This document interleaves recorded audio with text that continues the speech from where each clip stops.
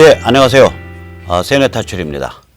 2019년은 굉장히 숨가쁘고 손에 땀을 쥐게 하는 그런 한 해가 될 겁니다. 중국, 또 북한, 한반도, 미국 정신없이 엮여서 돌아가면서 거대한 변화를 일으킬 텐데요. 이게 문명사적이고 세계사적인 사건이 될 거예요. 굉장히 의미가 깊은 사건이 될 텐데 이게 현대 문명의 핵심 문제랑 직결돼 있거든요.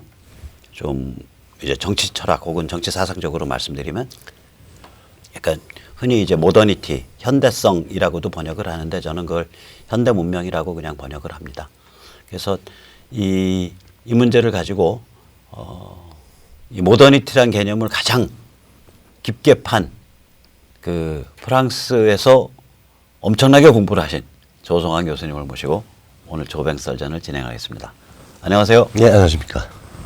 과찬입니다. 아니 프랑스 사람들이 모더니티 얘기 많이 하죠. 현대문명의 특성에 대해서. 그리고 고민을 많이 했죠. 많이 했죠. 자기들이 아마 영국이나 미국하고는 다르게 엄청난 그 정치와 의식의 어떤 소용돌이에 휘말렸으니까.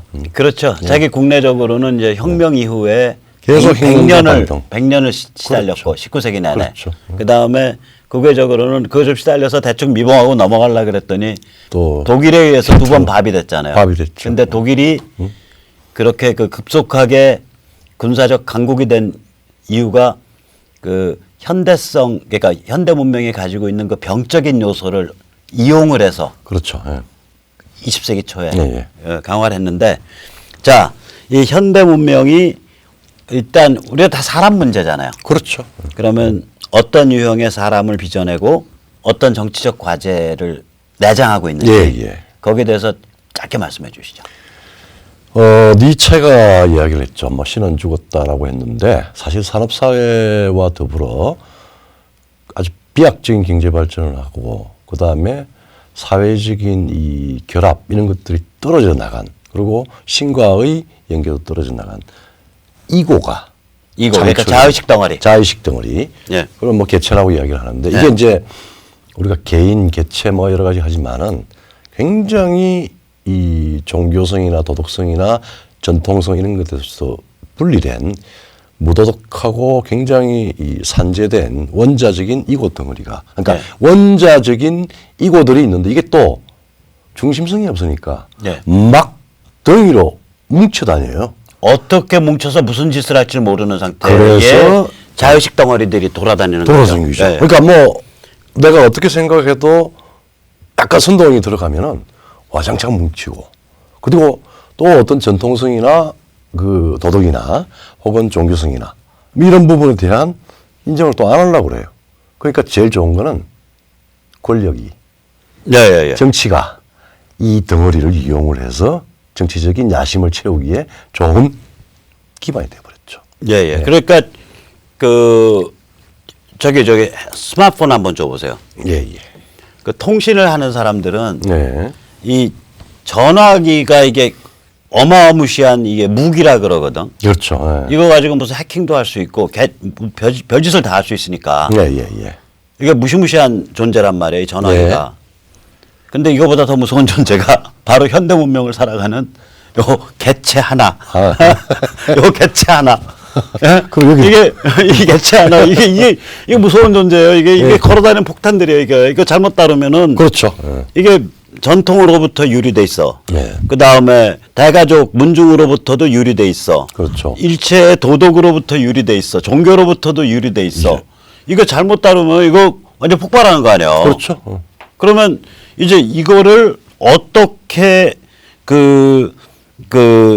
엮어내서 자유민주 공화국을 지탱할 수 있는 공동체를 만들어갈 수 있는 제대로 된 참된 공동체를 만들어갈 수 있는 성원으로 성장할 수 있냐. 이게 현대 문명의 핵심적 정치적 과제잖아요. 그렇죠. 그러니까 우리가 전부 이 문명 자체가 우리 한 명 한 명을 무도덕한 자의식 덩어리로 매 순간 해체해 가고 있거든요. 그렇죠. 그럼 이 해체 경향 속에서도 어떻게 우리가 자유민주 공화국을 만들어갈 수 있는 그러한 자유민주 시민체를 형성할 수 있냐. 그렇죠. 이 게임이라는 거 아니에요. 그렇죠. 이게 참 그게 우리가 매일매일 이 목도하고 있는 아주 체계화된 조직 사회하고 관료제 사회고 한쪽은 예, 예, 되고 예. 조직은 관료제고 사람을 기계같이 만들어가고 예, 예. 또 한쪽으로는 완전히 자유로운 이고 덩어리고 이건데 이고 덩어리가 되고 이런 이제 모순이 이런 상황에서 완전히 그 에볼라 그 바이러스 같은 인류 네. 전체를 멸망시킬 수 있는 네. 굉장히 위험한 현상이 현대에 나왔습니다. 예, 예, 예. 일종의 뭐 피바다 공동체죠. 그렇죠. 사람들은 피바다가 그렇죠. 공동체다. 그러니까 피바다가 공동체다. 아, 피바다가 구원이다. 피바다가 구원이다. 그게 한 이제 100년 전에 나온 거 아니에요. 100년 전에 볼셰비크 혁명부터 예, 예. 사실은 해방을 가지고 이고들을 끌어모아서 피바다를 써도 좋다라고 하는 그 뭐야 권한이 주어져 버렸어요. 당에. 예, 예, 예. 인류상 보지 못하던 가장 독재적이고 가장 계급적인 독재를 하는 하나의 괴물이 생겼습니다. 예, 그걸 전체주의라고 부르죠. 전체주의죠. 그게 이제 그리고, 공산 전체주의가 생기니까 생기니까. 그거 대항한답시고 이제 극우 전체주의가 나온 거예요. 또 파시즘, 나치즘. 대항하기 위한데 그 똑같은 게 사실은. 방식을 차용해서 예. 그러니까 27년 29년 해서 스탈린이 대숙청을 하니까 예, 예. 히틀러는 선동을 해가지고 민족을 아리안 민족을 내세워서 그렇죠. 말하자면은 33년에 집권을 하고 완전히 그 뭐 민족 전체주의다 우파 민족 전체주의다 네. 이야기하는데 이 전체주의는 사실은 만약에 히틀러의 그 2차 세계대전 때 모스크바 진격이 없이 네네. 파리 함락 이후에 우크라이나 점령 이후에 스톱을 하고 제3제국을 선언했으면은 그 당시에 아마 그 히틀러와 연계되어 있었던 네네. 대일본 제국 예. 그럼 미국이 들어올 틈도 없었습니다. 그렇게 해서 바로 전체주의 제국의 시대가 만약에 그 자리를 잡았으면 인류가 거의 멸망 직전까지 가는 그러니까 거예요. 맞아요. 이곳 덩어리 예. 개체 예. 이것이 자유를 가지고 민주적인 방식으로 공화를 결합하는 시민으로 네. 태어날 수 있는 싹이 아마 거기서 끝나졌을 거예요. 끝났을 겁니다. 여기서 이제 우리가 이제 기억을 조금 이제 가동을 시켜야 되잖아요. 그렇죠. 기동을 예. 가동시켜 보면 이 일제가 히틀러 같은 체제를 짝퉁으로 이제 가져왔죠. 가지고 온 게 30년대잖아요. 30년대죠. 그래가지고 일제가 그 텐노 전체주의를 만들어서 그렇죠. 텐노 전체주의의 바탕을 내서 동아시아를 다 처먹겠다고 난리를 부리기 거의 다 시작한 게 먹었죠, 뭐. 1937년이거든요. 그렇죠. 중일전쟁 네, 때부터 네. 난리를 부리기 시작했다고요. 네. 그러고 나서 히틀러는 1939년에 유럽을 평정하겠다고 제2차 세계대전을 일으켰잖아요. 그렇죠. 그러면 그리고 1941년에 예. 여기 아마 9월쯤 될 텐데 히틀러가 그전에는 소련이랑 불가침 조약 아니에요. 그렇죠. 예. 그 비밀 조약. 네, 비밀 조약이죠. 히틀러 스탈린 비밀 독서 조약에 불가침, 의해서 예. 비밀 조약에서 불가침 상태인데 우크라이나까지 처먹은 히틀러가 1941년에 기술을 북으로 돌리죠. 그게 오퍼레이션 바바로사인가 그렇죠. 그렇죠. 바바로사. 바바로사 작전에 의해서 소련을 치고 들어갔다. 네. 그러니까 지금 방금 말씀하신 건 뭐냐면 1941년 9월에 히틀러가 소련을 치지 않았고 네. 1941년 12월에 일제가 미국을 진주, 치지 진주, 않았 네. 진주만에 하와이를 치지 않았더라면 네. 그래서 그 상태로 그냥 그 자리에서 휴전이 됐습니다. 휴전이 됐었으면 근데 구치길 들어갔었더라면 이제 대체 역사예요. 그럼 제가 한번 설명할게요. 인류는 박살났을 거다. 그렇죠. 러시아는 이미 네. 구소련은 이미 전체주의 제국이 만들어졌고 그렇죠. 동국까지 공산계 전체주의죠. 그게 이제 히틀러 좀 먹었죠. 네. 그렇게 해서 그 다음에 제3제국 히틀러 소위 민족 전체주의가 만들어졌죠. 네, 그다음에 유럽 이제 동구에서 유럽 네. 동구. 네. 그 다음에 옆에 떠 있는 영국은 외로운 스민이 될 수밖에 없죠. 될 수밖에 없죠. 이 두 가지에 네. 절대 대항할 수가 없는 구도가 됩니다. 그렇게 되는 거죠. 그다음에 그러니까 우랄 산맥 동쪽 유럽에서는 그렇죠. 그렇게 유럽은 판 굳어져 버리는 판 거예요. 굳어지죠. 동유럽, 서유럽에서. 그다음에 뭐 시베리아 네. 빼고 동아시아는 일본이 모체가 되는 중국 전체를 포괄하는 텐노 전국 전체주의가 지배하게 되는 거죠. 그 사실은 그 상태에서 굳히기 딱 들어갔으면 게임 끝나는 거예요. 게임 끝나고 미국이 이미 1937년에 중립법에 의해 가지고 예. 유럽의 예. 정치에 예. 그다음에 동아시아의 정치에 예. 불간섭을 하는 게 원칙이었습니다. 네네. 그런데 이렇게 말하자면은 전체주의 세 제국 러시아, 소련 전체주의, 네. 독일 전체주의, 일본 전체주의. 그다음에 여기에서 중국이 포함된 일본 전체주의가 되면은 네. 미국인들 방법이 없죠. 어떻게 뚫어내겠어요? 그러니까 제가 보면 1941년에 인류에게 제일 훌륭한 일을 한 사람은 텐노하고 히틀러야.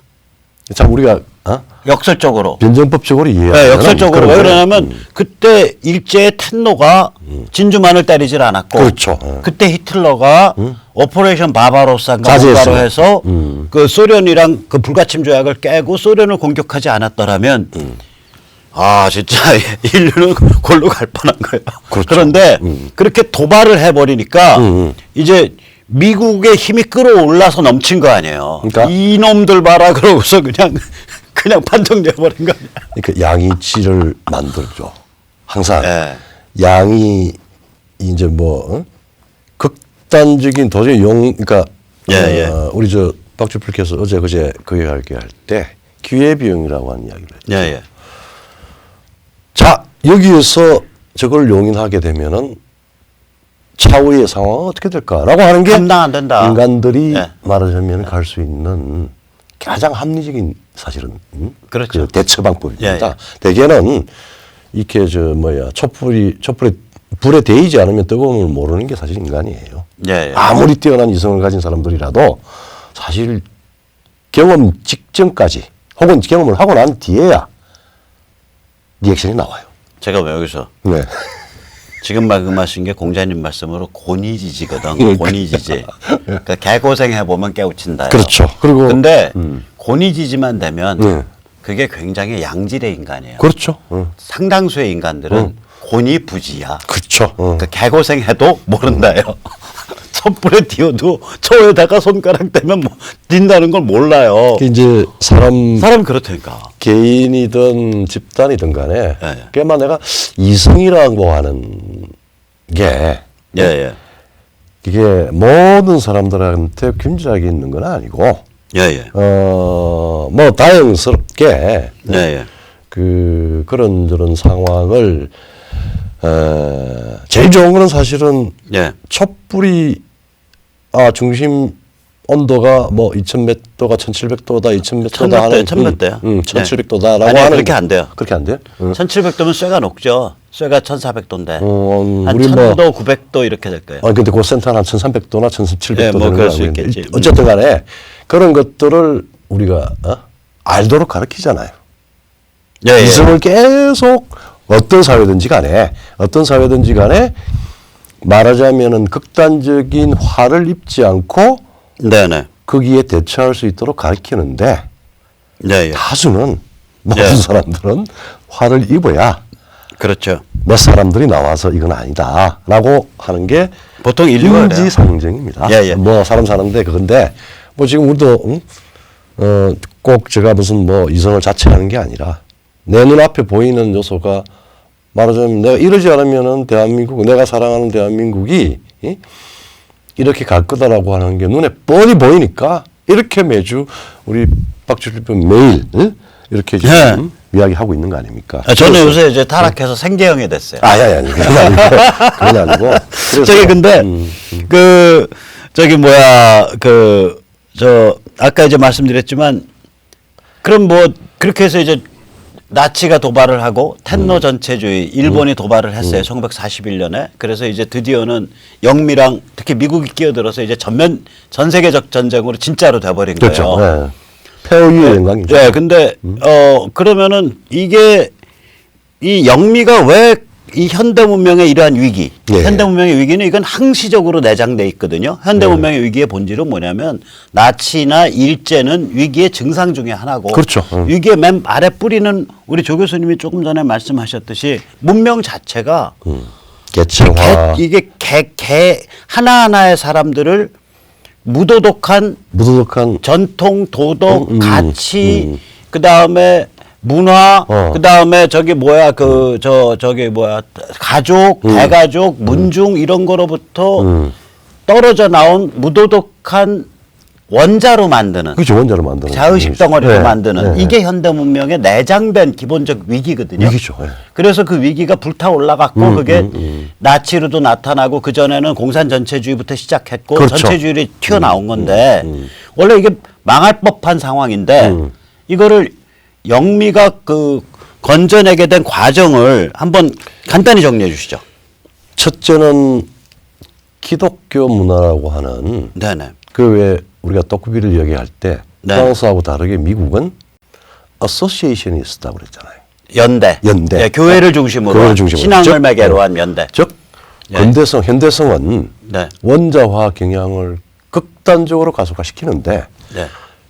그 가속화의 그 폐해나 네. 그 가속화에 의한 이 말하자면 원자화를. 해체, 원자화 해체 예. 이 과정을 적절히 묶어두고 예. 그걸 발전적으로 만들 수 있는 그 기독교 중요한 문화죠. 기독교 문화, 종교적인 예. 습성을 가지고 있었습니다.